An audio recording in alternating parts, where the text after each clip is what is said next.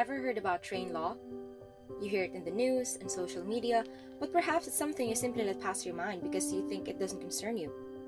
Does this make you a lesser person in the society? Of course not. But let me show you why you should care, because it affects you more than you think. Let's break down what train law is and what's in it for you.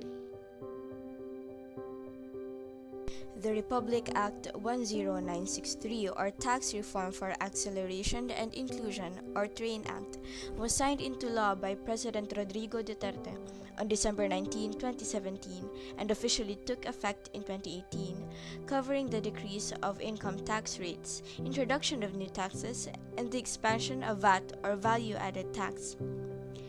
The Philippine tax code has not been updated for 20 years. Thus, the current administration claims that the train law will benefit majority of the Filipinos. And here's why they say so. One of the most significant impacts of train law is the reduction of personal income tax of Filipino taxpayers. Prior to the enactment of the new law, an individual employee or self-employed taxpayer would normally have to pay income tax at the rate of 5 to 32%. Depending on one's bracket. Under the train, an individual with a taxable income of 250,000 or less will now be exempt from income tax. Tax exemption includes the mandated 13th month pay and other bonuses, which means employees can now take home higher amounts at 90,000 compared to 82,000 under the old law. This directly benefits middle-income earners who play an exponentially growing role in the country's economy.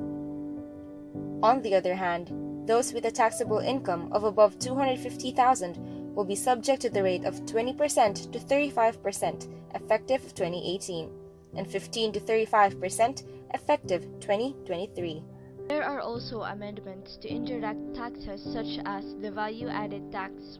Here are the people, groups, products, and services that will continue to be VAT exempt. Senior citizens, persons with disability, agricultural cooperatives, enterprises and BPOs located in special economic zones, rentals and leases below 15,000 per month, association dues, membership fees, and other assessments and charges collected by homeowners associations and condominium corporations, businesses with annual gross sales of 3 million and below, government-owned and controlled corporations, state universities and colleges, and government agencies. Medicines for diabetes, cholesterol, and hypertension exemption beginning 2019.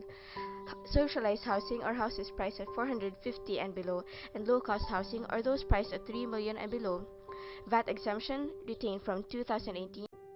The estate tax rate is also changed from 5 to 32% of the net estate to a flat rate of 6%. Homes valued at no more than 10 million will now be tax exempt. But along these seemingly generous provisions, the amounts lost in personal income taxes are compensated in excise taxes for petroleum products, coal, minerals, automobiles, and cigarettes. The train law imposes an 8 peso increase in petroleum products per liter this year.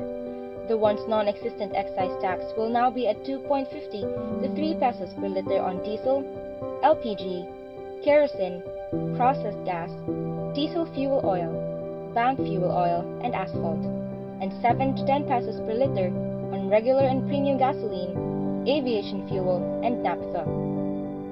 With a gradual increase of oil, which companies essentially need to produce products and provide services, until 2020, there will be a major domino effect on basic consumer goods. Sweetened juice drinks and tea, all carbonated beverages, flavored water, energy drinks, cereal and grain beverages, other beverages that contain added sugar are also now taxed. With the rise of fuel is also the increase in transportation fare.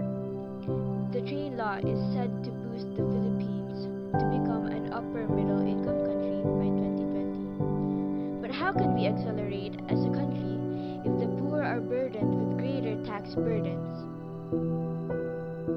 Now what we can do to minimize the drastic effects of train and completely eliminate them is to reach out to our respective municipalities, express our concerns to our representative in the Congress or Senate, our congressmen, our congresswomen to amend the tax code. The least we can do is check our privileges, get involved, and question the status quo. Will you ride or be a run over by the train? The choice is yours.